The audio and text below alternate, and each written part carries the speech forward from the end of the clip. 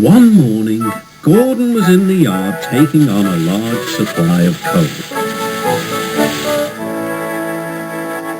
"That's the third load of coal you've had today, Gordan," said James. "Some might say you're being rather greedy."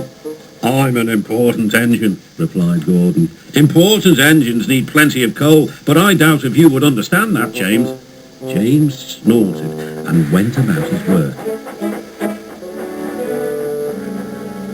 Later, Gordan was taking on water from a standpipe because the water tower was under repair. "I wouldn't drink too much of that water if I were you, Gordan. It might give you boiler ache." "Pah!" said Gordan. "What's this? Educating Gordan, eh? First James and now you, Duck. Big engines have big needs. Little engines are just annoying." "Don't say I didn't warn you," laughed Duck. Later, Gordan steamed into the yard at the big station. "That's what I need," exclaimed Gordan. There, emerging out of the sheds, were two shiny tenders. "Now, if I had two tenders," said Gordan, "I wouldn't need to stop so often, and I wouldn't have to listen to silly little engines." "Those tenders belong to a visitor," replied his driver. Diesel sidled up alongside. "Everyone knows that tenders are a mark of distinction, but I'm afraid that no amount of tenders will save you in the end. We diesels are taking over, and we don't need tenders to make us important. Not even one." Gordan was most upset. He was feeling just the same the next day. "I'm not happy." "I know," put in Duck brightly. "It's boiler ache." "It's not boiler ache," protested Gordan. "It's—" "Of course it is," interrupted Henry. "That water's bad. Your boiler must be full of sludge. Have a good washout, then you'll feel a different engine." "Don't be vulgar," huffed Gordan. He backed down onto his train, hissing mournfully. "Cheer up, Gordan," said the Fat Controller. "I can't, sir. Is it true what Diesel says, sir?"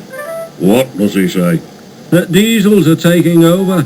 "Don't worry, Gordan, that will never happen on my railway."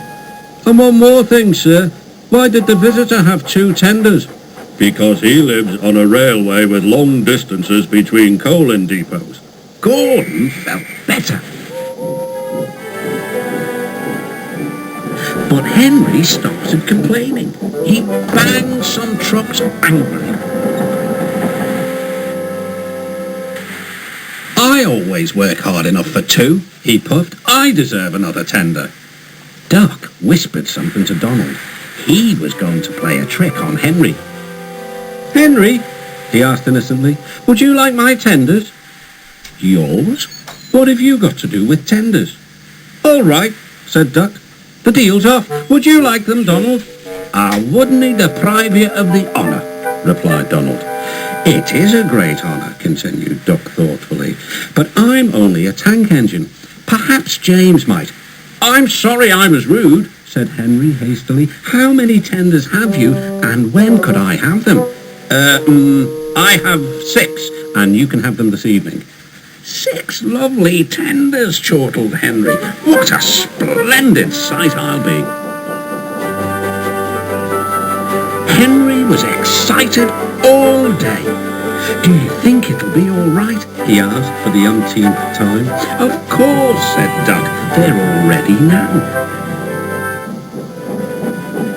The other engines waited where they could each get a good view. But Henry wasn't a splendid sight at all. His 6 tenders were very old, dirty, and filled with boiler sludge. "Had a good washout, Henry," called a voice. "That's right, you'll feel a different engine now." Henry was not sure, but he thought the voice belonged to Gordan.